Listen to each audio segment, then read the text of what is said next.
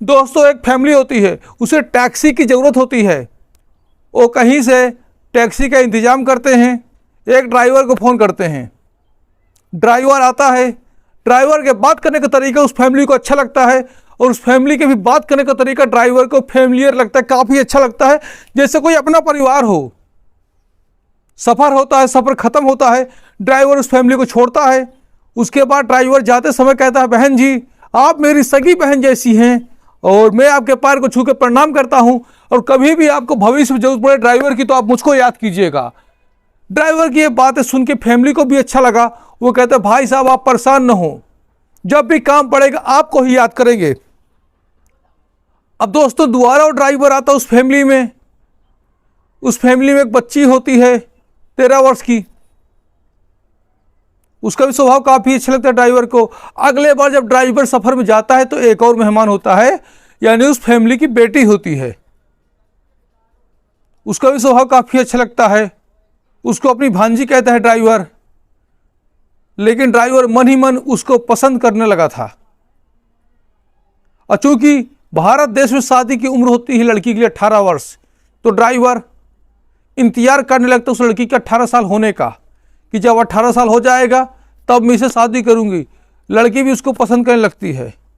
लेकिन कुछ ऐसा होता है कि एक दिन खबर मिलती है कि लापता हो गई है। दोस्तों एक माँ होती है, उसकी बेटी लापता होती है, कॉलेज गई होती है एडमिट कार्ड लेने के लिए, लेकिन बेटी लौट के नहीं आती। पुलिस थाने जाती है, कंप्लेंट दर्ज करवाती है। पुलिस क्या कहती है, आप परेशान न हो बहन जी, हम पता करेंगे बेटी कहाँ है आपकी। चूँकि बेटी के पास कोई फ़ोन नंबर भी नहीं होता, इस वजह से पुलिस को मशक्क़त आती है और पुलिस भी सीरियस होकर काम नहीं करती है। बीत जाते हैं, पता नहीं चलता, समय बीत जाता है।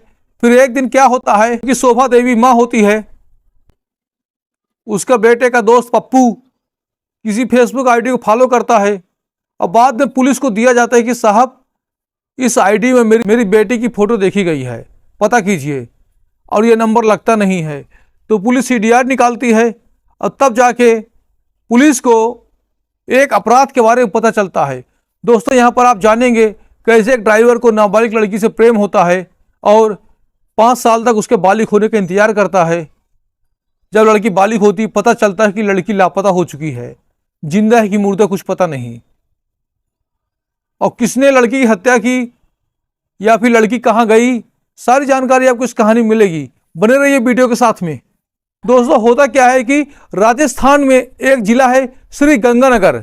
श्री गंगानगर में शोभा देवी, जिसके पति का भोपाल गैस त्रासदी में ही एक्सीडेंट हो चुका था, स्वर्गवास हो चुका था, वह अपने बच्चों के साथ में राजस्थान की श्री गंगानगर में रह रही होती है और वहीं पर उनकी एक बेटी होती है आरती। शोभा अपनी बेटी आरती की परवरिश करती है और उस फैमिली को कहीं पर जाना होता है तो ओला बुक करते हैं। ओला का आपने नाम सुना होगा, बहुत सारे कैब बुक होते हैं, तो उन्होंने ऑनलाइन बुक किया था। ये घटना होती है 4 जून 2019 की। तो ड्राइवर आता है, उसका स्वभाव काफ़ी अच्छा लगता है, जैसे कि हमने आपको बताया है। धीमे धीमे घुल मिल जाते हैं। ड्राइवर वहाँ पर शोभा के बेटे को अपना भांजा बोलता है, उसकी बेटी आरती को भांजी बोलता है और शोभा को अपनी बहन मानता है। लेकिन कहीं ना कहीं से ड्राइवर को उनकी बेटी पसंद आ जाती है और वह उनसे अच्छी अच्छी बातें करता है, और कहीं ना कहीं से आरती को भी कुछ अपनापन लगता है जो अकेले में बात करती है उससे। क्योंकि फैमिली वाले को कोई प्रॉब्लम नहीं होती, क्योंकि फैमिली वाले ने ऐसा कुछ सोचा ही नहीं था कि यहाँ पर कुछ ऐसा चलेगा। ड्राइवर उस लड़की से कहा करता है कि जब तुम 18 साल की हो जाओगी मैं तुमसे शादी करूंगा। लेकिन समय बीतता है, ड्राइवर 5 साल इंतजार करता है। ड्राइवर भी इस श्री गंगानगर में गाड़ी चलाया करता है। 5 साल बीत जाता है और एक दिन होता क्या है कि उस लड़की की हत्या हो जाती है। लड़की की लाश नहीं मिलती।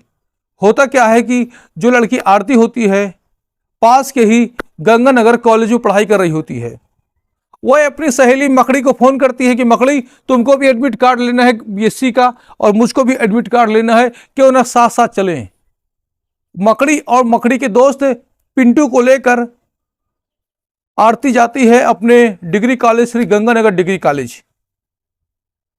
रास्ते में इंतजार कर रहा होता है ड्राइवर रमेश। हाँ, ड्राइवर का नाम रमेश है, जो प्रेमी है उसका, जिसने 5 साल तक आरती का इंतजार किया। उसके बाद में मकड़ी से बोलती है, मकड़ी तुम पिंटू के साथ जाओ, मैं रमेश के साथ आती हूं, कुछ काम है। उसके बाद वो रमेश की गाड़ी में बैठ के आरती चल देती है अपनी मंजिल को। स्कूल न जाके आरती रमेश के साथ कहीं और जा रही होती है। जैसे गाड़ी बाईपास के आगे निकलती है राजस्थान यूपी हाईवे में, तभी 8 लोग गाड़ी को रोक लेते हैं और रमेश को गाड़ी के बाहर निकाल के मारना पीटना शुरू कर देते हैं। बाहर रमेश मारपीट का शिकार हो रहा होता है और गाड़ी के अंदर जो आरती बैठी होती है वह टस से मस नहीं होती, उसको फर्क नहीं पड़ता, जैसे उसे कोई समस्या नहीं है। लड़के पूछते हैं इस लड़की का पीछा छोड़ दो, कहां लेके जा रहे हो। अब रमेश सोचता है यह बात तो किसी को पता नहीं थी, कि आरती को पता है या मुझको पता है, तो इन 8 लड़कों को कैसे पता चली ये बात। बार बार उनके मन में प्रश्न आता है। किसी तरीके से वो जान बचा के भागता है। लड़के भी पीछा करते हैं, वो गाड़ी खूब तेज भगाता है रमेश ड्राइवर। फिर आगे एक नहर में पहुंचता है, वहां पर आरती से बात हो रही होती, जो कि शोभा की बेटी है। फिर से बता दें, इस कहानी में एक फैमिली है जिसमें एक लेडी है विधवा, उसका नाम है शोभा, उसके एक बेटा है एक बेटी है। बेटा बहुत छोटा है, बेटी बड़ी है जो 13 साल की होती है। ड्राइवर को उससे प्यार हो जाता है। लड़की नाबालिग होती है, लड़की के बालिग होने की प्रतीक्षा करता है। जब लड़की बालिग हो जाती है तो उसकी हत्या हो जाती है। जब आरती से बातचीत होती है तो आरती कहती मैं तो तुमको प्यार करती नहीं, तो तुमको धोखे में रखा था, मैं तो मोनू से प्रेम करती हूँ जो मेरे साथ पढ़ाई करता है। ड्राइवर कहता है ये बात तूने पहले क्यों नहीं बताई मुझको। गुस्सा होता है, आरती मुस्कुराती मजाक उड़ाती उसका, कहती है मोनू पैसा वाला है, मैं तो उससे प्रेम करती हूँ, मेरे साथ पढ़ाई करता है। ड्राइवर देखता है आओ नेता, उसे गुस्सा आती है, धक्का मारता है, एक लात मारता है सीधे सीधे, और आरती सीधे नहर में गिर जाती है। नहर का पानी बहुत तेज था, वो बहने लगती है और कुछ दूर बाद ही आरती की मौत हो जाती है। ड्राइवर सोचता है इसकी तो मौत हो गई, मैं पकड़ा जा सकता हूँ, जाते देर तक मैं यहाँ रुकूँ। तो ड्राइवर क्या करता है, उस मोबाइल को भी नहर में फेंक देता है। सिम फेंकता है, मोबाइल फेंकता है, जिससे कोई सबूत न बचे। ड्राइवर वहां से भाग जाता है। मां जो कि थाने जाती है, चक्कर लगाती, साहब मेरी बेटी लौटी नहीं, एडमिट कार्ड लेने गई थी, अभी तक आई नहीं। थानेदार कहते हैं परेशान न हो, हम पता करेंगे। क्योंकि लड़की के पास फोन नहीं होता, कुछ नहीं होता, तो इस तरह पता करने में समस्या होती है, पता नहीं चल पाता। पुलिस ने भी मन से कोई हेल्प नहीं की थी उस शोभा की।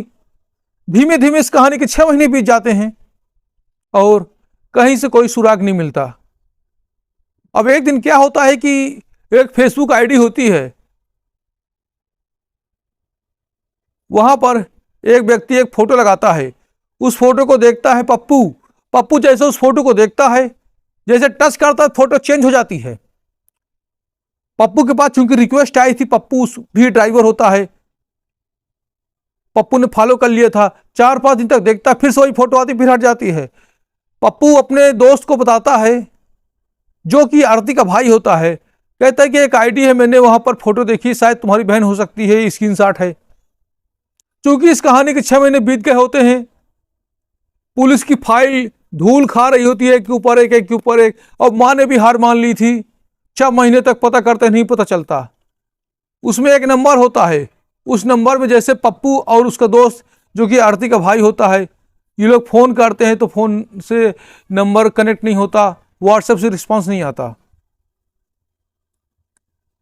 पुलिस को देते हैं कि साहब ऐसी ऐसी बात है, हमारी बेटी की फोटो पाई गई है, उसमें शायद कोई सुराग मिल जाए। पुलिस सीडीआर निकालती है। सीडीआर निकालते उस नंबर का कांटेक्ट होता है बीकानेर और चंडीगढ़ से। बीकानेर का ही रहने वाला होता है ड्राइवर रमेश, की लड़की की हत्या के बाद चंडीगढ़ चला गया था, लेकिन अपने गांव वालों के कांटेक्ट में होता है। पुलिस सीडीआर निकालती है और जहां बात हुई थी वहां पहुंच जाती है। उनसे पूछताछ करते, लोग कहते हैं हाँ ये मेरा दोस्त रमेश है, लेकिन हमें नहीं पता साहब इस समय कहां पर है। तो पुलिस अपने तरीके से पूछताछ करती, सख्ती करती है, तो उसके दोस्त लोग उगल लेते, हाँ ये इस समय चंडीगढ़ में है। पुलिस चंडीगढ़ जाती है। जैसे रमेश पुलिस को देखता भागने की कोशिश करता, पुलिस एक गोली मारती है धड़ाम से उसके पिछवाड़े में, तो रमेश वहीं पर गिर जाता है। पूछताछ होती है, तब मालूम होता है कि उसने गुस्से में धक्का दे दिया था। कहानी कुछ ऐसी ऐसी है। अब देखो 6 महीने तक कोई प्रूफ नहीं मिलता पुलिस को। पुलिस ने भी मन से ठीक से अपनी ड्यूटी नहीं की थी। एक मां परेशान थी अपनी बेटी के लिए, एक प्रेमी जिसने 5 साल तक इंतजार किया, एक लड़की जिसने अपने प्रेमी को धोखा दिया। इस प्रकार कुछ घटना होती है।